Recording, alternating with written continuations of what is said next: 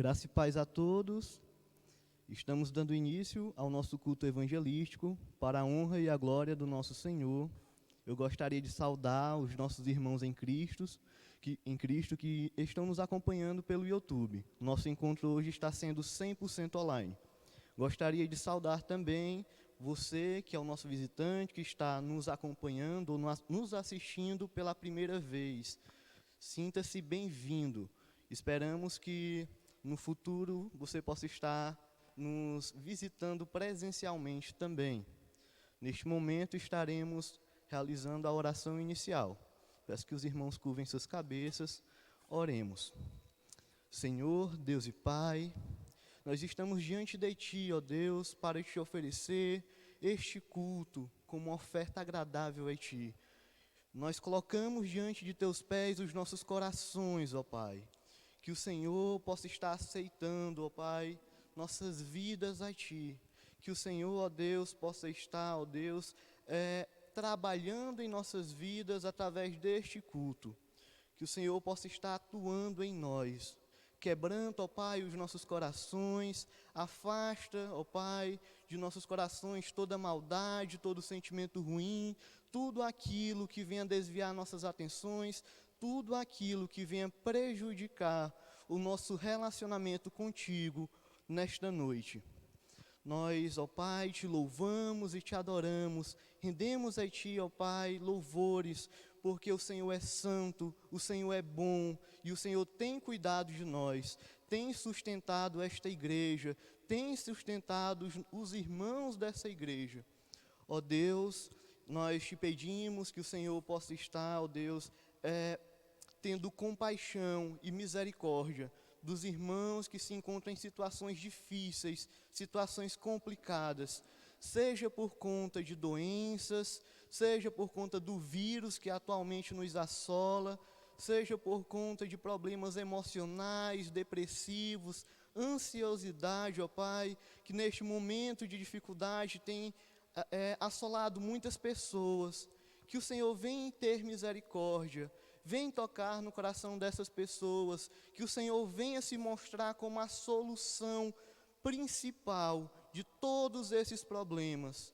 Nós sabemos, ó Deus, que a nossa vida é para Te servir, o nosso propósito principal é para Te servir, é para proclamar o Teu Evangelho.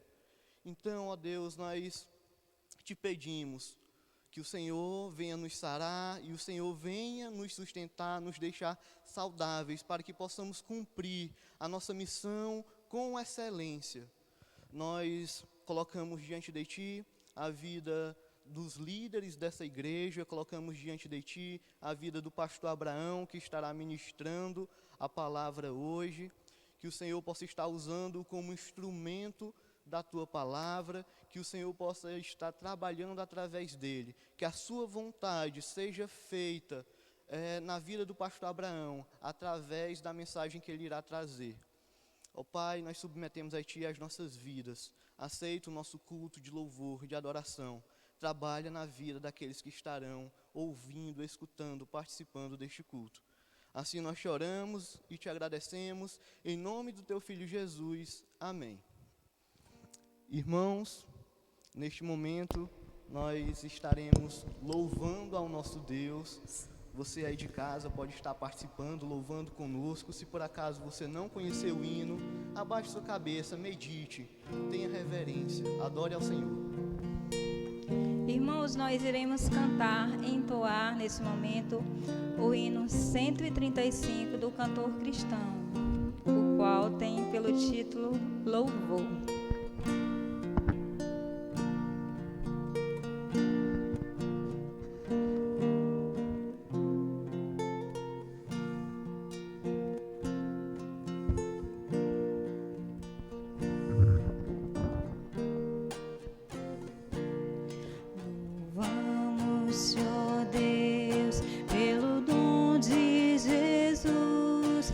Por nós pecadores foi morto.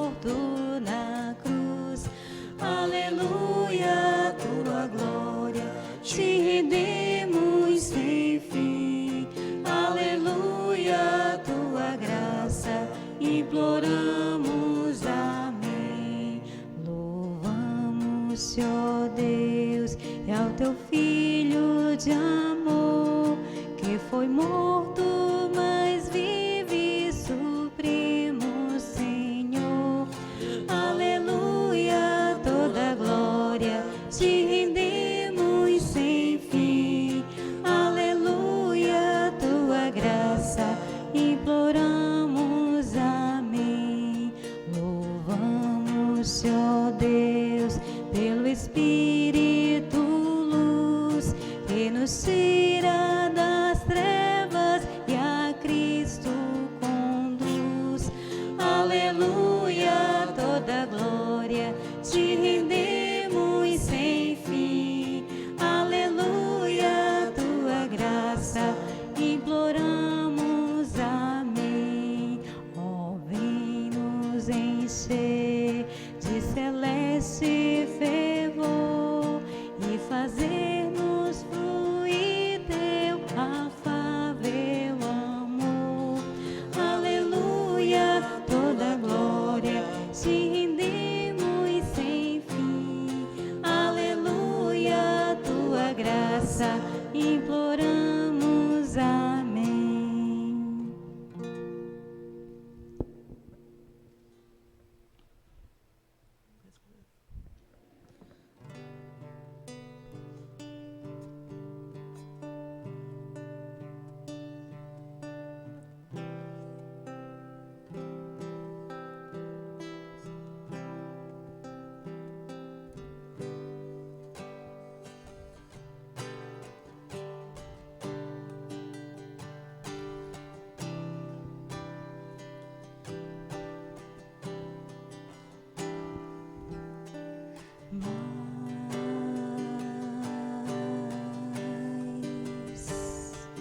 De ti,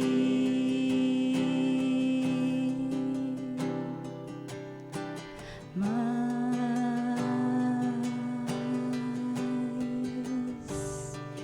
de ti e menos de mim. E menos de mim, e menos de mim, e menos de mim. Que ele cresça, que eu diminua, que ele apareça, que eu me constranja com a sua glória e todo seu amor, infinita humildade, servo de todos os irmãos. Que ele cresça, que eu diminua, que ele apareça, eu me constranja com a sua glória e todo seu amor, infinita humildade, servo de todos os irmãos.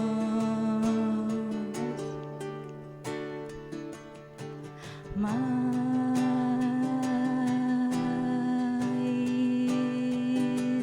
de ti,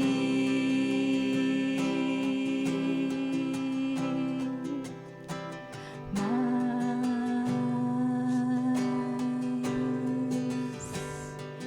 de ti e menos de mim. E menos de mim, e menos de mim, e menos de mim. E ele cresça, eu diminua, ele apareça,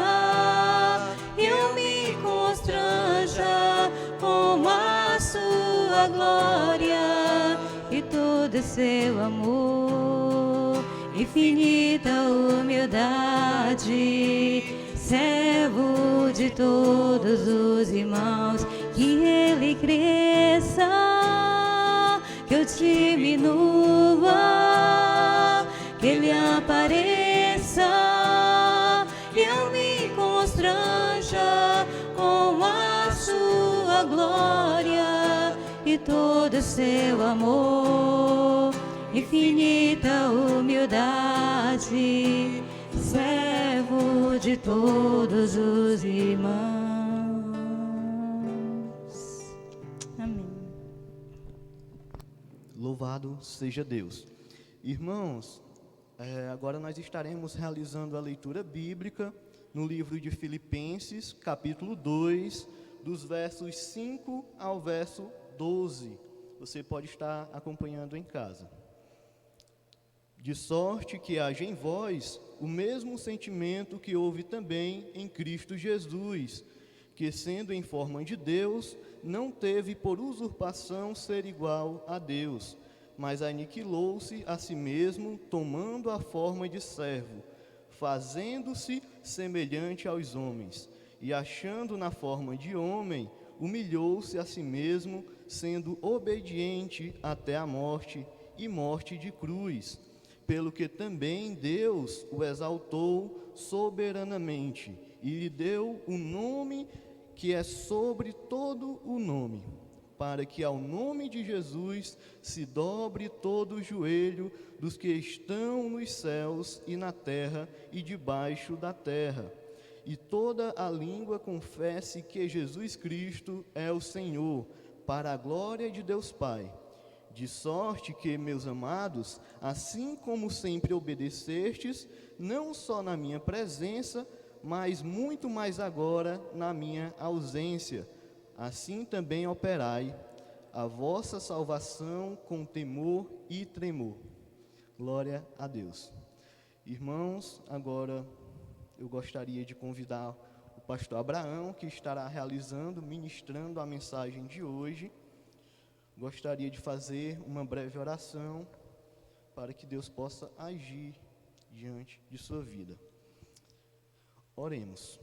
Senhor, Deus e Pai, nos encontramos em Tua presença para submeter a Ti a vida do pastor Abraão.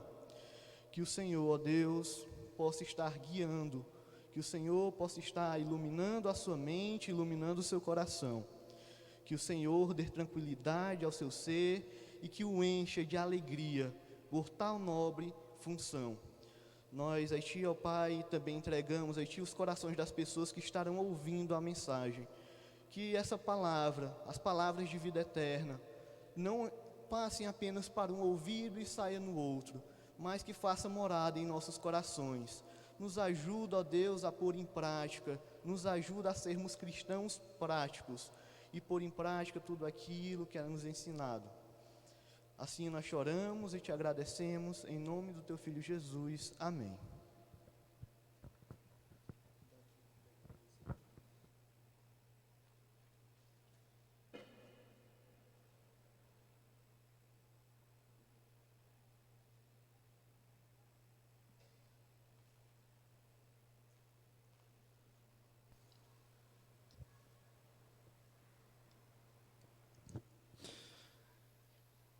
Amados de Deus, a graça e a paz do nosso Senhor Jesus Cristo, você que está em casa, você que nos vê,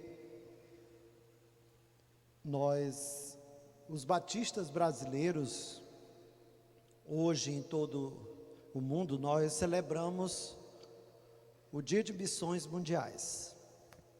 Quando nós falamos de missões mundiais, nós lembramos do chamado do Senhor, de nós, aquilo que está em Atos capítulo 1, versículo 8, quando o Senhor já tinha comissionado os seus discípulos, e Ele disse: mas recebereis poder, ao descer sobre vós o Espírito Santo, e ser-me-eis testemunhas, tanto em Jerusalém, como em toda a Judéia e Samaria, né? E a gente sabe, por todo o mundo. E nós, os batistas brasileiros, fomos alcançados, né, por missionários que vieram de outros países. E hoje nós enviamos missionários para as outras partes do mundo, para todos os continentes, como nós fomos informados hoje pela manhã, muito bem, pela nossa promotora de missões, a irmã Clauderlândia. Nós estamos em 85 países e nós temos ali cerca de 200 missionários espalhados pelos 5 continentes. Mas, amados, nessa ocasião nós queremos discorrer sobre o texto que se encontra lá em João capítulo 12, a partir do versículo 20, quando Jesus, dias antes da sua morte e depois da sua ressurreição, faltavam 6 dias para que ele fosse preso e morto, né, de maneira brutal, né, de maneira violenta, de maneira cruel. Então, Jesus, o texto fala que o Senhor Jesus estava com seus discípulos e alguns gregos, né, quiseram conhecê-lo. Então é sobre isso que nós queremos falar. A gente quer pensar em que João, desde o início do seu livro, ele mostra que o Senhor Jesus, ele veio para o que era seu, e os seus não o receberam. Mas a todos que os receberam, deu-lhes o poder de serem feitos filhos de Deus, a saber, os que creem no seu nome. Também, quando João discorre lá no capítulo 3, a história do encontro de Jesus com Nicodemos, que João afirma assim: porque Deus amou o mundo de tal maneira, que deu o seu Filho unigênito, para que todo aquele que nele crê não pereça, mas tenha a vida eterna. Então nós vemos que João, ele tem uma visão de mundo para o anúncio do Evangelho, não só ali em Jerusalém, não só para hebreus, não só para israelitas, mas para pessoas, para todas as pessoas do mundo. Então hoje nós queremos falar aos irmãos e amigos sobre esse Jesus maravilhoso, que ao ser informado por meio de Filipe e André, os seus discípulos, os gregos procuraram Filipe. Filipe tinha nome grego. Filipe era de Betsaida,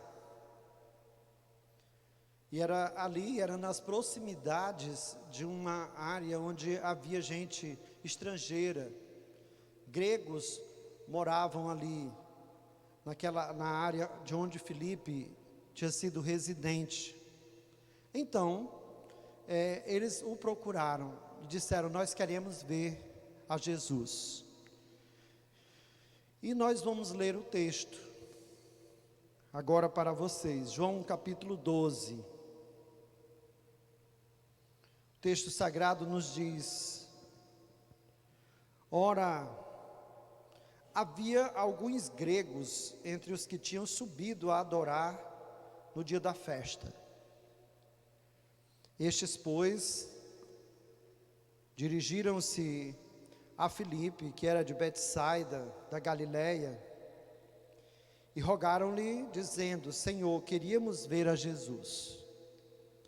Filipe foi dizê-lo a André, e então André e Filipe o disseram a Jesus. E Jesus lhes respondeu dizendo: é chegada a hora em que o Filho do Homem há de ser glorificado. Na verdade vos digo que, se o grão de trigo caindo na terra não morrer, fica ele só, mas se morrer, dá muito fruto.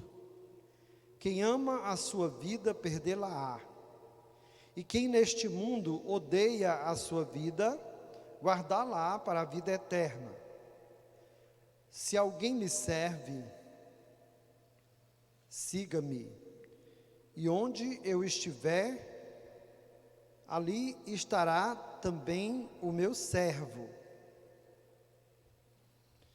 E se alguém me servir, meu Pai o honrará. Muito bem. Então, nosso objetivo é animar os irmãos a viver para Deus, a morrer para o mundo e viver para Deus, como diz o nosso cântico, e nos entregarmos a essa missão, e aproveitarmos cada oportunidade para amar a Deus e anunciar a sua palavra ao mundo sofredor, a vigiarmos para não perdermos o foco, nem a fé, mas sermos leais e fiéis até a vinda do Senhor.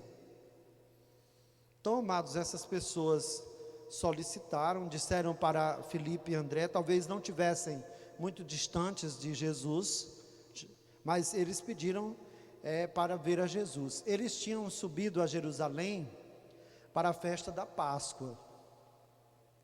Havia 3 festas muito de destaque, festas especiais, ali entre o povo de Israel: a Páscoa, o Pentecostes e a festa dos tabernáculos. Então, nós estamos tratando da festa da Páscoa. Esse povo, havia milhares e milhares de pessoas, eles vinham de todos os lugares do mundo para estarem na Páscoa. Diz que era hábito, e ainda entre os judeus.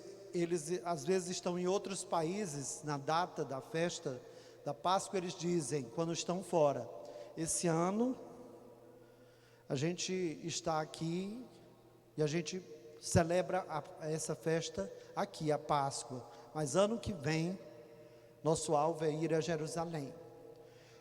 Então, Jesus aproveitou o ensejo, os discípulos falando para ele que essas pessoas tinham vindo procurá-lo, queriam conhecê-lo, e ele aproveitou o ensejo para falar assim: é chegada a minha hora.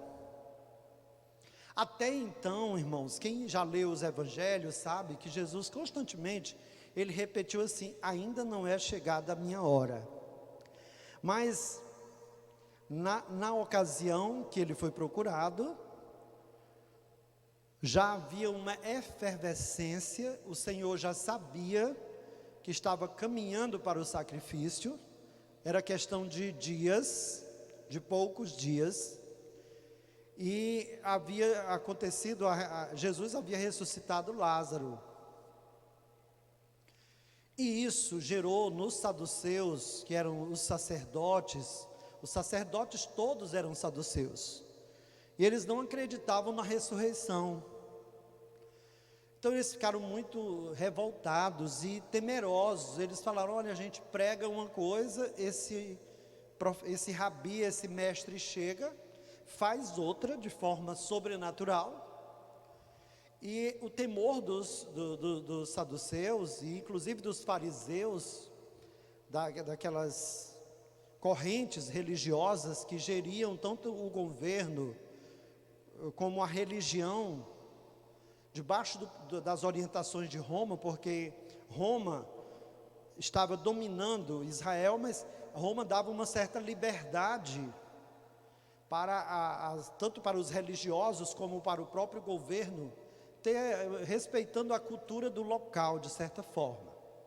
Mas então os saduceus se sentiram ameaçados, eles dizem: olha, todo mundo está indo atrás dele, todo mundo está se dirigindo para ele, temos que prendê-lo e matá-lo. Então já estava decidido que eles iriam matar a Jesus.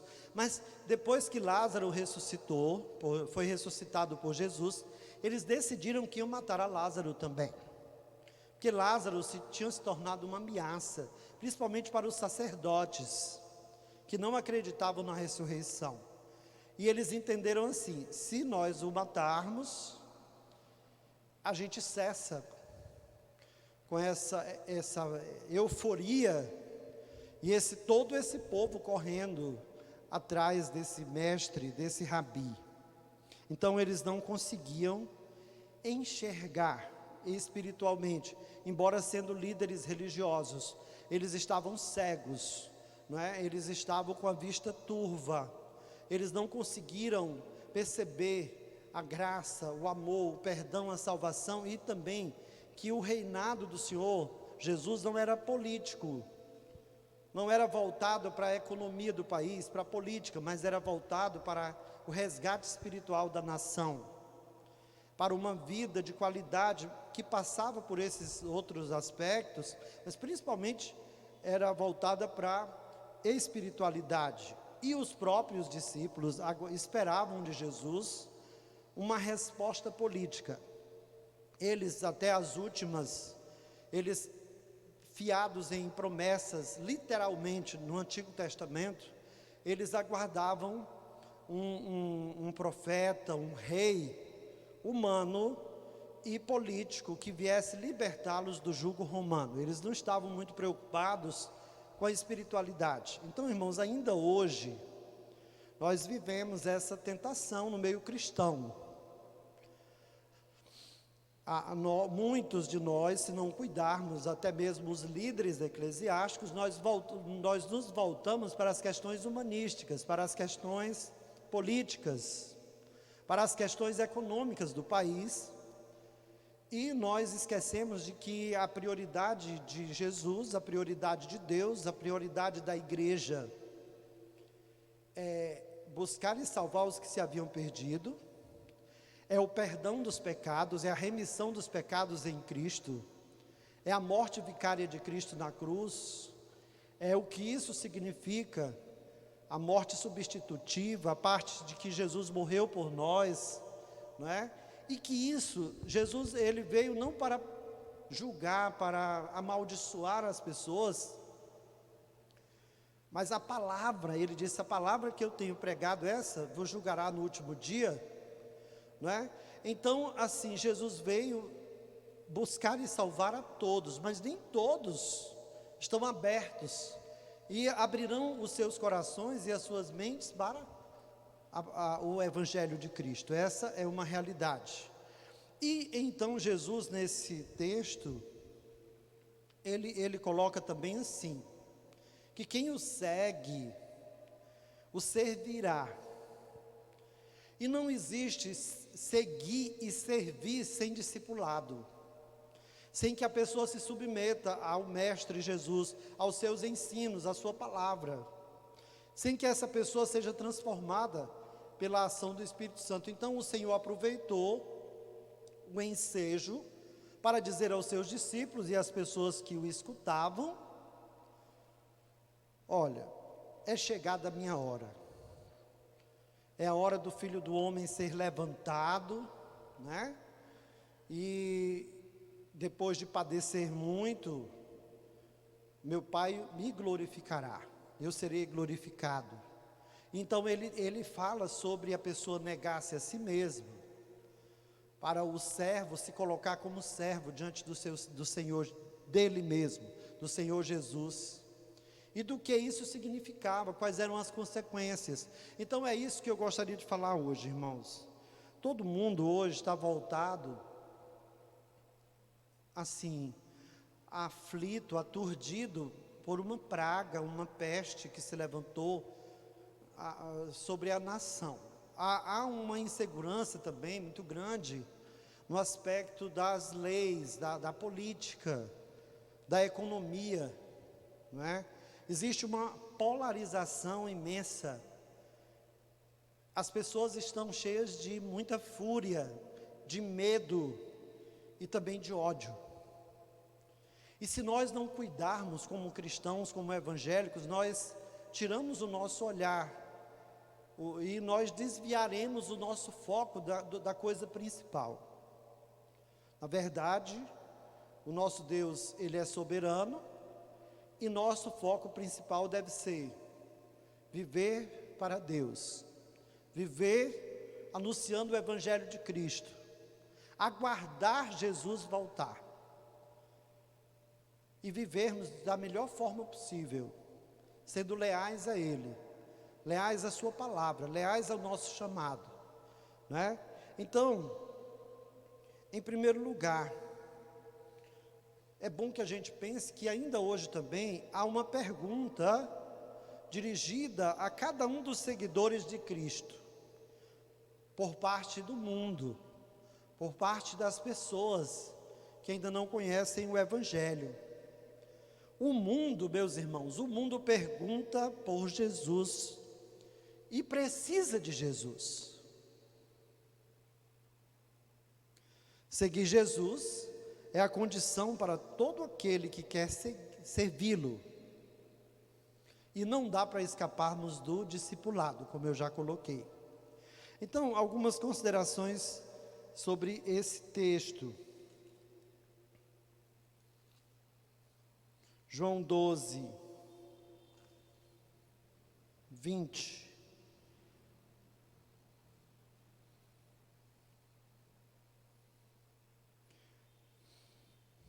O texto no versículo 23 diz: E Jesus lhes respondeu, dizendo: É chegada a hora em que o Filho do Homem há de ser glorificado. Lá na frente ele coloca que é necessário que o Filho do Homem seja levantado. Quer dizer, ele fala sobre a sua morte na cruz. Jesus sabia que não ia ser apedrejado, porque os judeus já tinham tentado apedrejá-lo e ele tinha escapado dessa situação, desse tipo de morte. Jesus sabia que estava destinado para ele a cruz. E o texto diz aqui, João, ele não coloca como os outros evangelistas. Os outros evangelistas, eles dão detalhes do que aconteceu lá no Getsemane, aquela fadiga, aquele desespero que Jesus enfrentou, o medo, não é? A gente sabe que Jesus, ele veio para isso, estava pronto para isso. Ele não quis se desviar desse tipo de morte, ele podia ter se desviado se ele quisesse, ele tinha vontade, ele era Deus, divino também, mas ele veio para isso. Mas como ser humano, Jesus ficou extremamente perturbado, aflito, por tudo que ele ia passar, não é?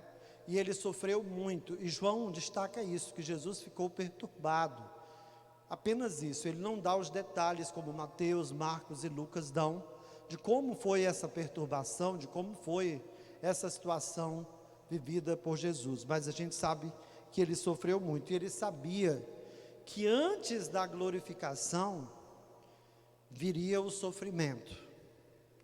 Irmãos, muitas vezes, nós como cristãos, a gente espera um dia também ter o nosso corpo glorificado. A gente espera morar no céu, essa é a esperança do cristão. Todo mundo pensa, eu quero morar no céu, eu vou morar no céu. Eu vou ver Jesus, eu vou falar com Ele, eu vou estar com Ele. Mas irmãos, é muito importante a gente entender que antes da glorificação vem o padecer. Antes da glória vem o sofrimento. E nós estamos passando por essa peregrinação que Jesus passou. Aqui no Brasil não há ainda uma perseguição onde líderes religiosos, crentes, cristãos sejam presos e mortos por causa da palavra de Deus. Mas hoje nós vimos que no Nepal, cristãos estão sendo presos e sofrendo muitas represálias por parte do governo, por simplesmente dizerem que creem em Jesus, deixando de receber o auxílio emergencial da pandemia, deixando de ser promovido nos empregos. Então, assim, em muitos países, pastores e missionários têm sido mortos por causa da palavra de Deus. Então, às vezes a pessoa diz, eu não entendo porque é que eu busco a Deus, porque é que eu oro, porque é que eu vivo uma vida de arrependimento, de pecados, eu já me arrependi, e as coisas para mim só pioram. É interessante que quando tudo parecia estar no ápice, quando humanamente tudo parecia ter se encaixado, e que Jesus, ele entra em Jerusalém montado no jumentinho, né? E as pessoas o aclamam rei, o aclamam Senhor, cantam hosanas, colocam palmas, para que o jumentinho passe por cima daquelas folhas de palmeira, quando tudo parecia assim, que humanamente Jesus ia ser aclamado rei, há uma frustração entre os seguidores de Jesus e de toda a nação, porque Jesus fala então de morte, fala de sacrifício, fala de ser levantado no madeiro, né? Fala de morrer, de sofrer muito, de ser cuspido, rejeitado, humilhado. E aí eles não entenderam, porque eles esperavam um rei extremamente poderoso, controlador e dominador, e que vencesse Roma. E agora esse rei estava dizendo que ia morrer, como realmente aconteceu, que iam matá-lo, depois de muito sofrimento. Então isso gerou uma tristeza, um desânimo nos discípulos e também em todos que seguiam a Jesus. A Bíblia diz, lá em João 7, que mesmo os irmãos de Jesus, a sua família, o pessoal de casa, não acreditava nele, nesse tempo. Depois eles vieram crer. Os olhos das pessoas estavam cerrados. Queridos, nós precisamos vencer a incredulidade. Mesmo os cristãos evangélicos, as pessoas que povoam as igrejas, precisam pedir a Deus para iluminar os olhos do entendimento, para compreender qual é o real motivo que nos faz vir à igreja, que nos faz seguir a Jesus e dizer que nós cremos nele, não é? Qual é a proposta de Jesus e se nós nos adequamos a essa proposta, se nós compreendemos qual é o nosso chamado, não é? Na verdade,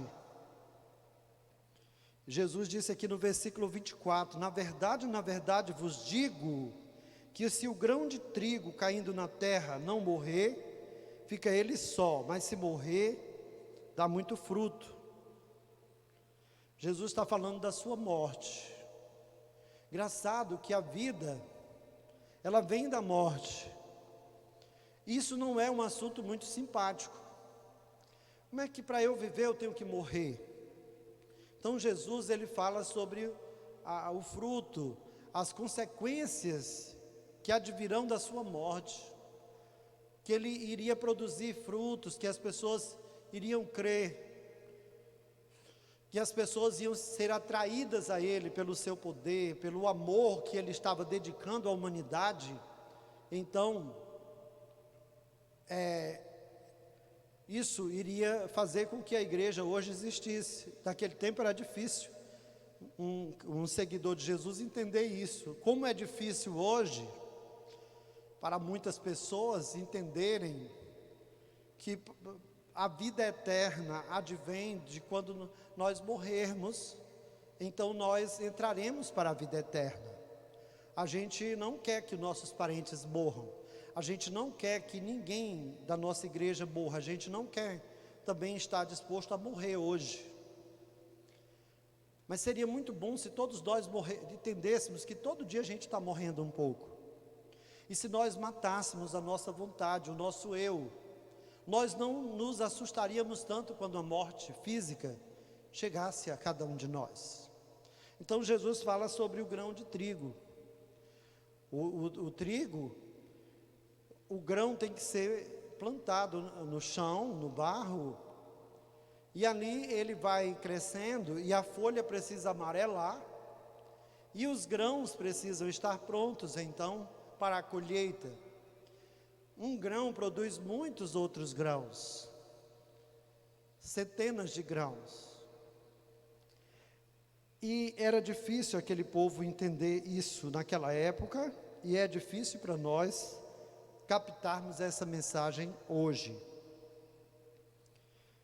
Nós também somos trigo de Deus.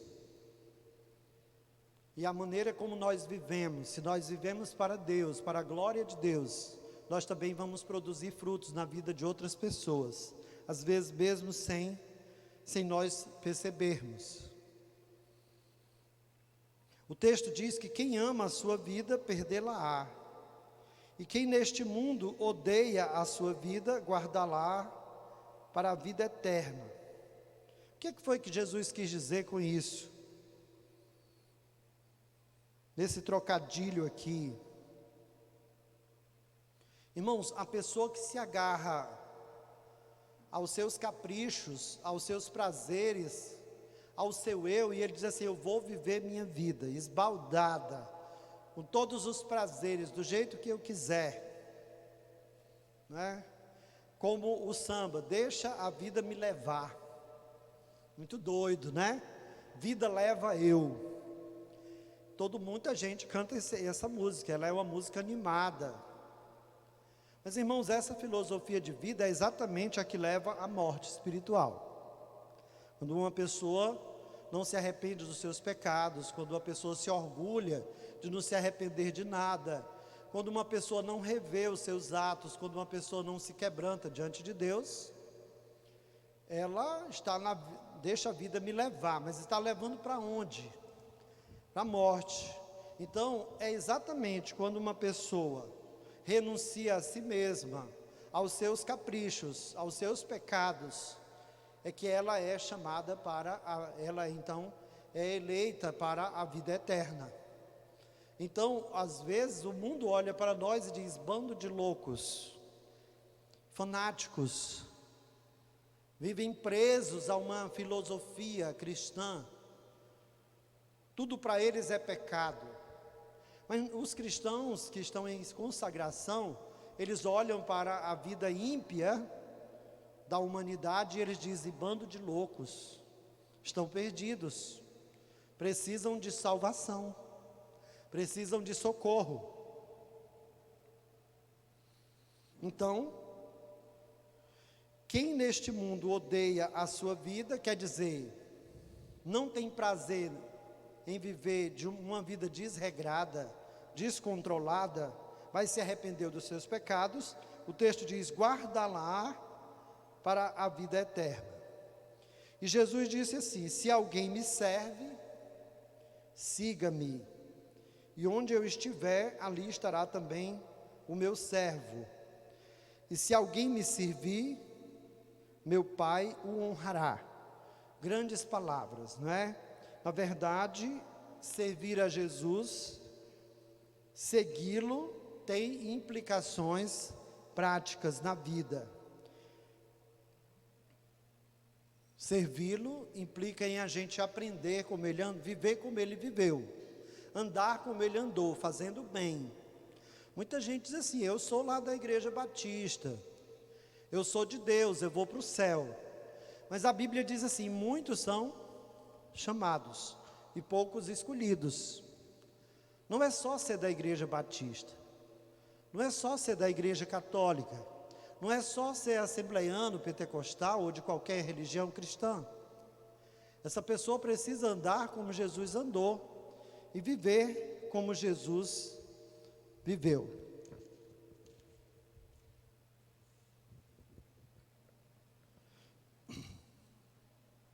Tem um evangelista, chamado Christopher Evans, e ele falou assim: é melhor queimar-se que oxidar-se, né? Há muitas pessoas que são religiosas, cristãs, mas elas ficam paradas no tempo, elas não se exercitam, elas não praticam as disciplinas espirituais, então elas ficam oxidadas, elas ficam ali agarradas a uma religiosidade.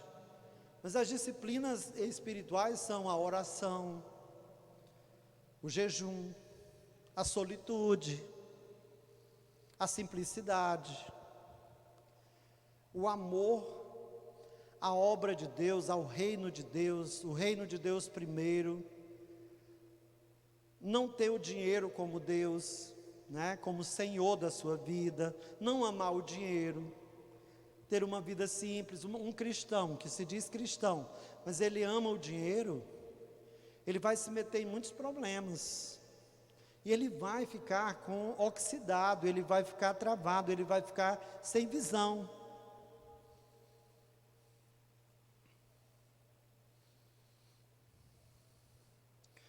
A expressão aborrece a sua vida refere-se a servir a Jesus.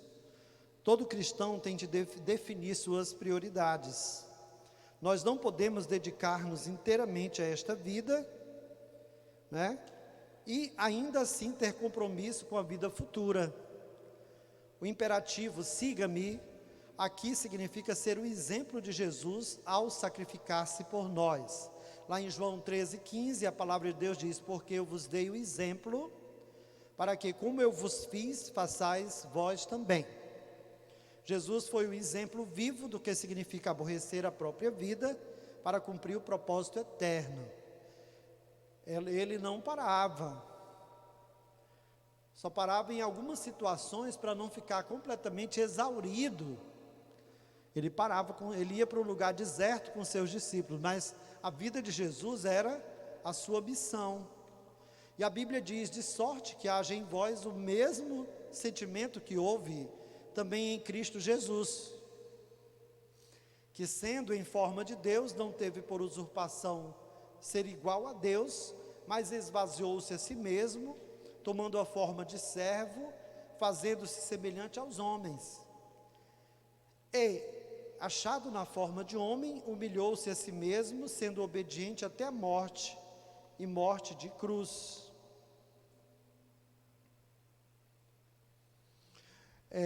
Eu li algumas coisas sobre Joana d'Arc. Eu preciso ler mais, eu achei interessante. Ela foi uma mulher que se destacou no seu tempo, porque o seu país estava em guerra, e ela era mulher, e as mulheres tinham que ficar fazendo tarefas que eram destinadas só para mulheres, mas ela se sentiu no dever de lutar pelo seu país, mas ela não podia. Então ela se vestiu de homem, de soldado, e ela foi guerrear. E ela fez uma oração a Deus. Um historiador colocou que ela disse assim: Senhor, eu tenho apenas 1 ano, usa-me como tu quiseres. Eu achei fantástico. A visão dela era defender o seu país, não é? E ela tinha, era algo terreno, era numa guerra, mas ela tinha uma visão espiritual. Senhor, usa-me como tu quiseres, da forma como tu puderes. E quando ela soube que seus inimigos eram fortes e que seu tempo era breve, ela disse: só tenho 1 ano, usa-me como puderes. E eu anotei algo aqui,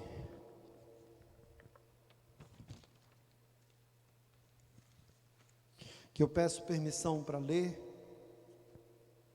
Quando ela ficou sabendo, Joana d'Arc ficou sabendo, que os líderes de seu povo a traíram, e que eles a levariam à fogueira,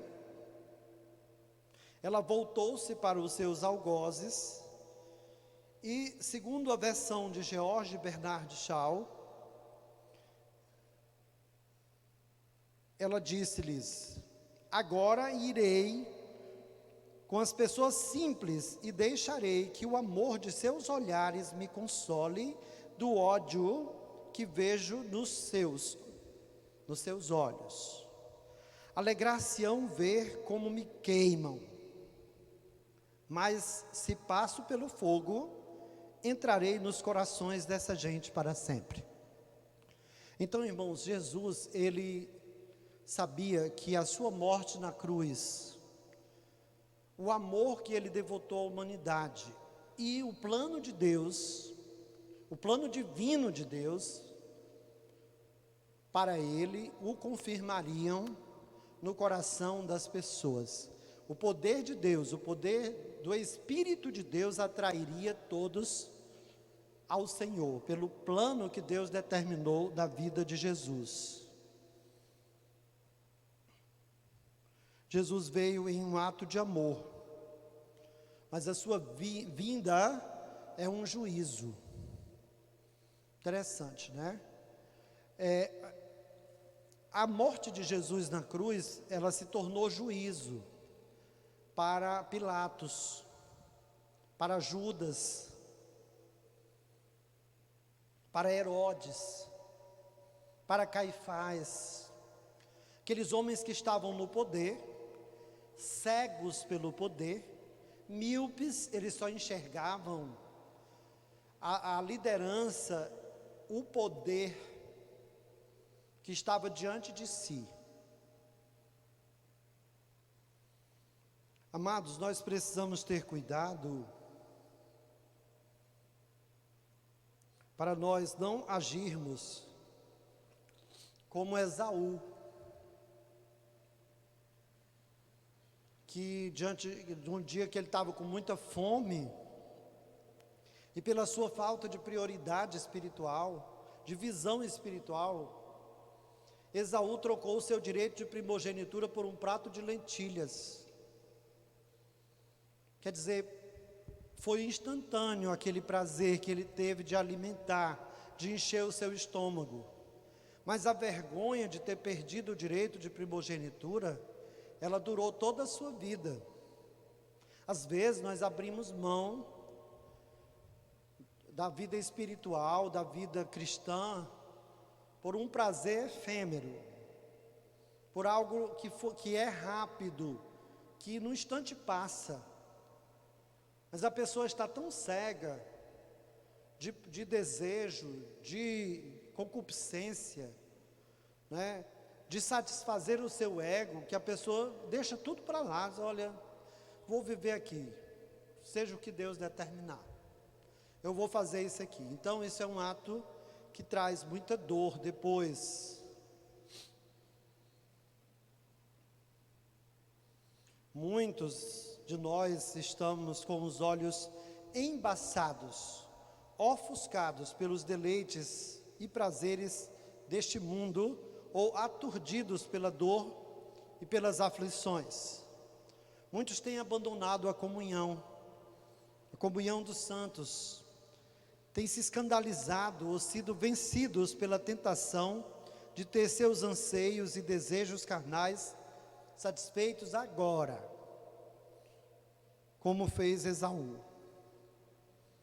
Mas a gente tem que falar como o escritor sagrado, quando ele disse assim, creio que foi Paulo, ele disse, lá em Atos 20, 24, tem esse registro, mas em nada tenho a minha vida por preciosa, contanto que cumpra com alegria a minha carreira e o ministério que recebi do Senhor Jesus, para dar testemunho do Evangelho da graça de Deus. Chegando aqui já praticamente no final dessas considerações, eu boto meus olhos em Apocalipse 12, 11. Chamo a sua atenção para esse texto, que fala sobre os vitoriosos da fé. As pessoas que foram vitoriosas, eles dizem, e eles o venceram pelo sangue do Cordeiro e pela palavra do seu testemunho, e não amaram as suas vidas até a morte. Quer dizer, ficaram firmes até o fim. Quais são as armas do príncipe deste mundo, irmãos? Elas serão vencidas, não é? Quando você tiver o corpo glorificado, se você permanecer firme no Senhor. Na volta de Jesus, o pecado será vencido, o mal e a morte. São as três armas de Satanás. Elas ficarão desprovidas de poder. Gostaria também de chamar a atenção de vocês, jovens, homens, senhores, de todos nós, as mulheres de todos os tempos, né? Nós poderemos, os que já viveram no passado e seguiram esse exemplo, eles se deram bem, e nós que estamos nesse tempo, a gente pode pensar no exemplo de Moisés. Ele preferiu os vitupérios de Cristo, né? Ele preferiu ser humilhado com o povo de Deus, aos benefícios de negar a sua fé, numa cultura contaminada pela idolatria. Quantas pessoas negam a sua fé por conta de um um emprego, um contrato temporário, uma quantia de dinheiro, negam a sua fé. Jovens, homens, não é? Mentem, enganam, são seduzidos, seduzem, por causa de migalhas. Moisés, ele escolheu sofrer com o povo de Deus, ele preferiu a ser chamado filho da filha de Faraó. Ele tinha direitos políticos, de honra, de família, porque ele era adotado pela filha de Faraó. Mas ele abriu mão disso por causa de sua fé, por causa dos seus princípios e por causa do amor que ele tinha a Deus e ao povo de Deus. Em Hebreus 11, 23 a 26, a Bíblia diz: pela fé, Moisés, já nascido, foi escondido 3 meses por seus pais, porque viram que era um menino formoso, e não temeram o mandamento do rei. Pela fé, Moisés, sendo já grande, recusou ser chamado filho da filha de Faraó, escolhendo antes de ser maltratado com o povo de Deus, do que por um pouco de tempo ter o gozo do pecado, tendo por maiores riquezas o vitupério de Cristo do que os tesouros do Egito, porque tinha em vista a recompensa. Preste bem atenção. Moisés tinha em vista a recompensa. Que você possa ter em vista, que nós possamos ter em vista a recompensa do Senhor que nos aguarda.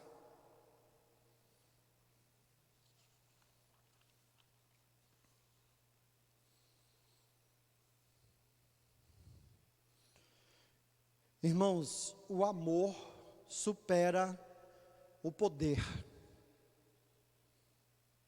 Pessoas dão tudo pelo poder, dão tudo pelo dinheiro, dão a sua vida, dão os seus valores. Mas Jesus venceu pelo amor a Deus, por amor à palavra do Senhor, e por ser leal ao chamado divino. Então, nossa palavra hoje gira em torno de missões. Os gregos queriam ver Jesus. Pessoas hoje precisam enxergar e conhecer o Evangelho de Cristo através de nós. Você pode começar lá na sua casa. Há muitos que acham que é o lugar mais difícil de ser crente é dentro de casa. E é verdade. Mas não negue a sua fé dentro da sua casa. Tenha oportunidade ou não, abra a boca e ore e leia as Escrituras para os seus parentes. O Senhor vai honrar a sua fé. Estive na casa de um irmão que viu a sua mãe morrer em seus braços de antes de ontem para ontem. E esse irmão disse que quando viu a sua mãe morrendo nos seus braços, lá no hospital, ele disse: mamãe, Jesus salva a tua alma. Mamãe, receba o Senhor, peça perdão dos seus pecados. E ele orou com ela, mandando ela repetir as palavras. E ele estava muito triste, mas convicto de que a sua mãe teve a oportunidade de conscientemente orar, se rendendo a Cristo antes de partir. Irmãos, alguns dos nossos familiares irão crer nas últimas, mas nós precisamos ter uma maneira de viver que autentique as nossas palavras.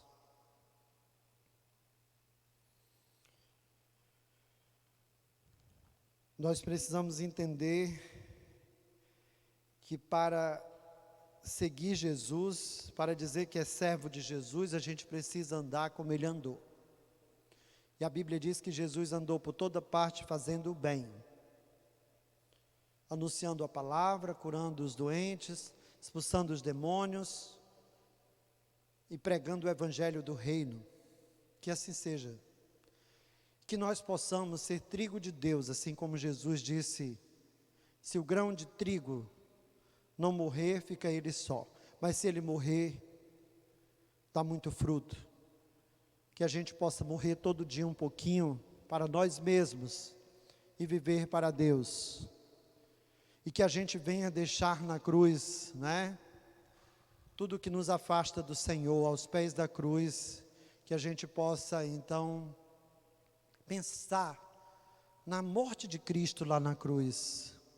Ele sofreu por mim e por você e por todos. E você, não sei, talvez você tenha perdido alguém esses dias. Não podemos falar em perder, não é? Talvez você esteja sofrendo a separação física de um ente querido seu, porque ele está doente no hospital, ou porque mesmo ele morreu. Mas em Cristo nós temos esperança. Jesus disse: eu sou a ressurreição e a vida. Quem crê em mim, ainda que esteja morto, viverá. A gente precisa crer nisso. Que Deus abençoe a sua alma e que nós possamos seguir os exemplos do povo de Deus que venceu no passado e do povo que está vencendo hoje. Não são os ricos, não são os poderosos, não são os que gritam mais alto, são aqueles que perseveram no Senhor. Que Deus te abençoe. Uma boa semana em Cristo Jesus. Um abraço.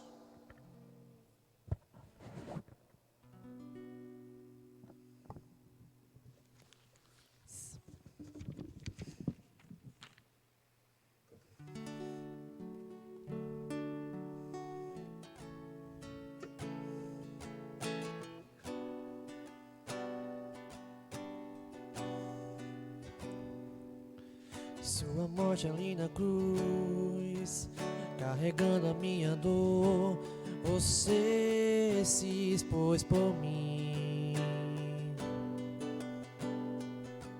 se entregou em meu lugar, que me deu a nova chance.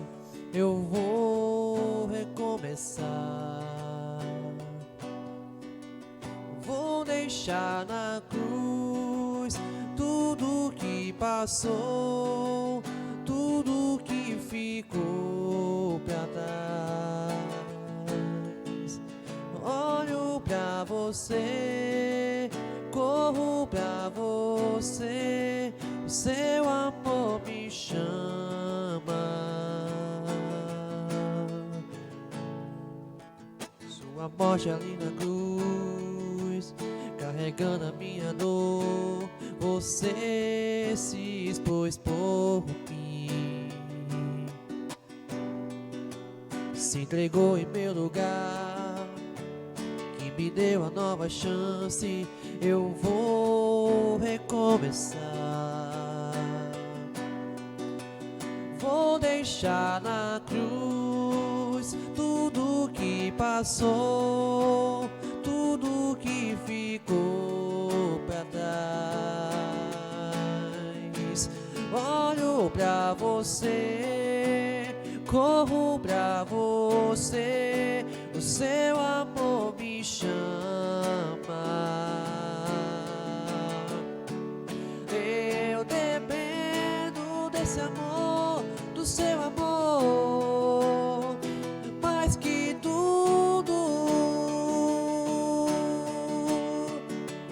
Eu confio que esse amor tem poder pra curar dores. Cante na sua casa. Eu vou deixar na cruz tudo que passou, tudo que ficou pra trás. Eu olho pra você, corro pra você, o seu amor me chama. Aí na sua casa cante comigo, e eu me rendo, e eu dependo desse esse amor, o seu amor, mais que tudo. Nós confiamos em Ti, Senhor. Eu confio que esse amor tem poder pra curar dores. Cante, eu vou deixar na cruz. Vou deixar na cruz tudo que passou. Cante na sua casa. Eu olho pra você. Eu olho pra você. Corro pra você. O seu amor me chama.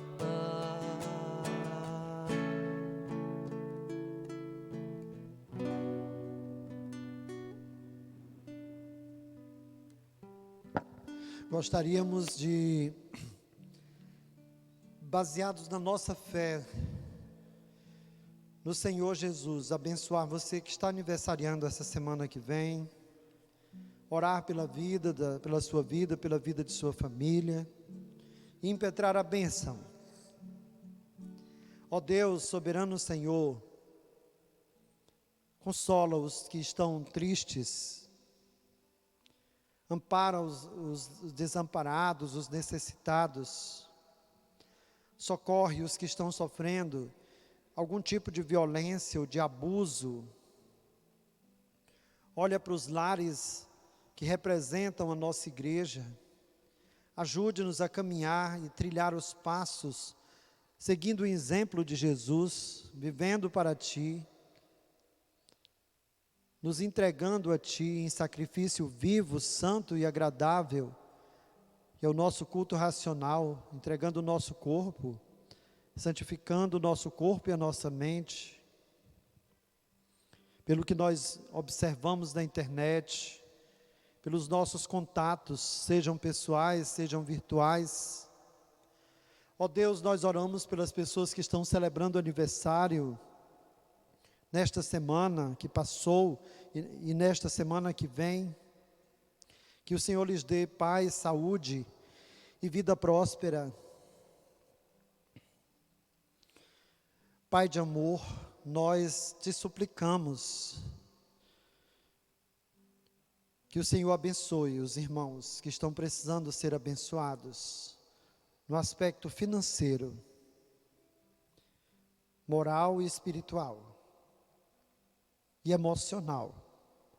Agora que a graça de nosso Senhor Jesus Cristo, o amor de Deus e as consolações do seu Santo Espírito seja sobre todo o povo de Deus, desde agora e para sempre.